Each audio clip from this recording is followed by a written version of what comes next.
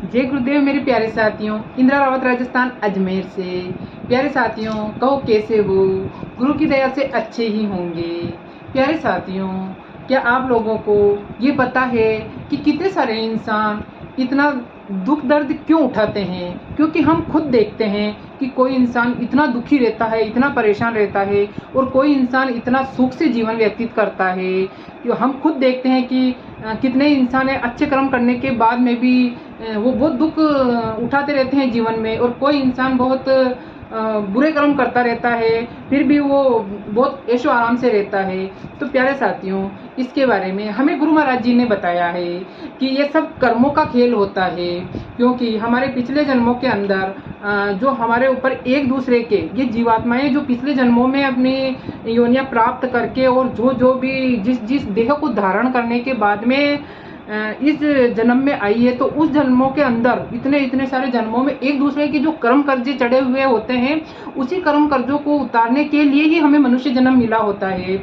तो हम हमारे आसपास में देखते हैं कि कितने ही लोग हमको देख के जलते हैं, परेशान होते हैं। कोई लोग हमको देख के बहुत खुश होते हैं, कोई हमें खुशियाँ देता है, कोई हमें दुख दर्द देता है, और किसी के लिए हम कितना भी कर लो फिर भी वो खुश नहीं होते हैं और वो हमें परेशान ही करते हैं। और किसी के लिए हम कुछ भी नहीं करते हैं फिर भी वो हमें बहुत सारी खुशियाँ दे देते हैं, बहुत सारे खुश होने के तरीके दे देते हैं। तो मेरे प्यारे साथियों, इसके अंदर हमारा और उनका कोई दोष नहीं है। इसके अंदर कर्मों का ये खेल है, जो पिछले जन्मों के अंदर हमारे किसी के कर्म कर्जे अदायगी के बच गए होते हैं, और उन्हीं कर्म कर्जों को चुकाने के लिए हमें ये मनुष्य जन्म मिला होता है कि जो हमें पीछे जो कर्म कर्जे बकाया रह गए हैं, मनुष्य जन्म में ईश्वर की एक बहुत बड़ी प्लानिंग होती है कि जिनके अंदर जिनके भी कर्जे होते हैं उन्हीं को रिश्ते में बांधकर हमें मनुष्य जन्म में भेजा जाता है।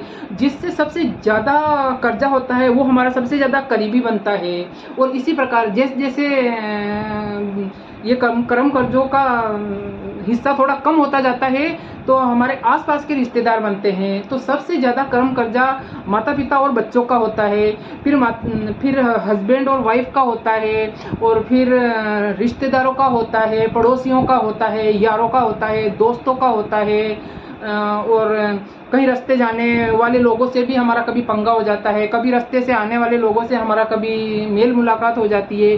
तो इस प्रकार मेरे प्यारे भाइयों और बहनों, बहुत सारे लोगों को तो ये सब चीज़ पता होती है, और ये तो सभी को लगभग थोड़ा थोड़ा पता होता है, लेकिन फिर भी हम अनजान बने रहते हैं। और इस मनुष्य जन्म के अंदर जो मिलने वाले इन दुख तकलीफ़ों से और इनसे बहुत घबरा जाते हैं। लेकिन ये एक नियति का बनाया हुआ नियम है कि हम अपने कर्म कर्जों को उतारने के लिए ही हमें ये मनुष्य जन्म मिला है। माता पिता का अपने बच्चों से बहुत बड़े कर्म कर्जे होते हैं, जिनको चुकाने के लिए उनके बच्चे आते हैं, तो माता पिता उनके लिए मेहनत करते हैं और उनके लिए रात दिन सब चीज़ों की व्यवस्था जुटाते हैं और अपने कर्म कर्जे उतारने में लगे रहते हैं। और वहीं पर कहीं कहीं पर परिवार के अंदर एक दूसरे की बनती नहीं है, या एक दूसरे से वो बहुत ज़्यादा परेशान करते होते हैं। तो ये पिछले जन्मों के कर्म कर्जे होते हैं, जो कि कर्म कर्जे अपने ऊपर बकाया रह जाते हैं। तो उन्हीं कर्म कर्जों को उतारने के लिए हमें इस धरती पे लाया जाता है। लेकिन हम ये चीज़ समझ नहीं पाते हैं, और हम ये सोचते हैं कि हमने कोई पता नहीं ऐसा क्या किया है। तो अधिकतर जो परेशानियां होती है वो अपने खुद के घरों के अंदर ही होती है।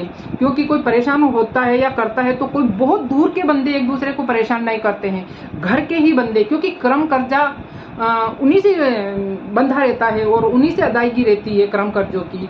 तो वो ही लोग हमें बहुत ज़्यादा परेशान करते हैं। तो मेरे प्यारे साथियों, इसके अंदर इससे निपटने का सिर्फ एक ही रामबाण इलाज है, और वो किसी खुशनसीबों को ही प्राप्त होता है। और इस संसार के अंदर कर्म कर्जों को हम अदायगी करते हैं, तो उसका सबसे बड़ा हितैषी, सबसे बड़ा सहयोगी सिर्फ हमारे गुरु होते हैं। जिस खुशनसीब इंसान को गुरु की शरण मिल जाती है, गुरु का नामदान मिल जाता है, उससे खुशनसीब तो इस सृष्टि में कोई हो ही नहीं सकता है। क्योंकि गुरु ही एक ऐसी चीज़ है जो हमारे लाखों जन्मों के पहलों के जो हमारे पर कर्म कर्जे चढ़े हुए हैं, वो हमारे साथ मिलकर हमारे कर्म कर्जों को उतारने की पूरी कोशिश करते हैं।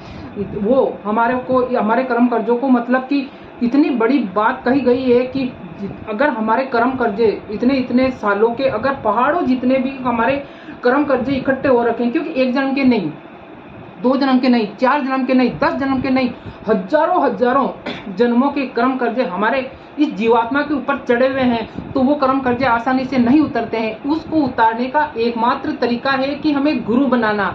गुरु बनाने के बाद में जो हमें गुरु एक स्पेशल सी एक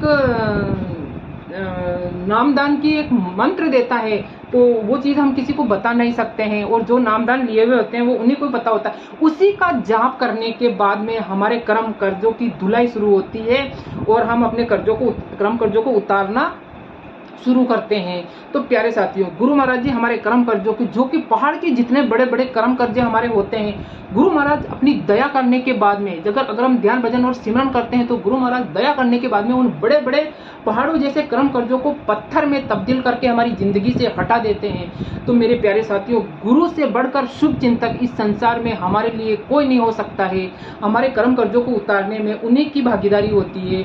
और ऐसा कहा जाता है कि अगर कोई किसी की शरण में जाता है, गुरु की शरण में जाओ, भगवान की शरण में जाओ, कहीं पर भी जाते हैं तो उनको परेशानियों का ज़्यादा सामना करना पड़ता है। लोग कहते हैं कि तुम वहाँ जाने लगी हो तो ज़्यादा परेशानी आने लगी, तुम वहाँ जाने लगी हो तो ज़्यादा परेशानी आने लगी है। और गुरु महाराज जी बताते हैं कि इतने इतने सालों के तुम्हारे कर्म कर्जे चढ़े हुए हैं, उन कर्म कर्जों को उतारने के लिए तुम्हें परेशानियां तो उठानी ही पड़ेगी।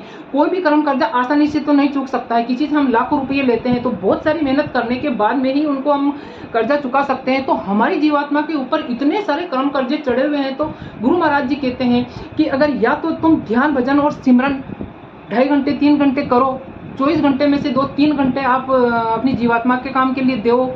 अगर इतना नहीं कर सकते हो तो मैंने तो जिम्मेदारी ले ली है, तो मैं तो तुम्हारे कर्म कर्जे को उतारूंगा। तो मैंने जिम्मेदारी ले ली है, तो तुम्हें कोई दुख आती है, परेशानी आती है, कुछ भी प्रॉब्लम आती है, तो उसके जरिए, परेशानियों के जरिए ही कोई भी चीज़ का कर्जा उतारा जाता है। तो मेरे प्यारे साथियों, हम इस चीज़ से अनजान बने रहते हैं कि हमारे जीवन में इतना दुख क्यों आया, इतना तकलीफ क्यों आया, लेकिन इसका बहुत बड़ा राज है कि हमारे ऊपर जो कर्म कर्जे चढ़े हुए हैं उसी को उतारने के लिए ही हमें ये गुरु महाराज जी हमें थोड़ी सी परेशानियां देते हैं। तो हमें उन परेशानियों को हंसते हंसते स्वीकार करना चाहिए और ऐसा सोचना चाहिए कि जितनी जितनी हमारे जीवन में परेशानियां आ रही है उतने उतने हमारे कर्म कर्जे उतरते जा रहे हैं।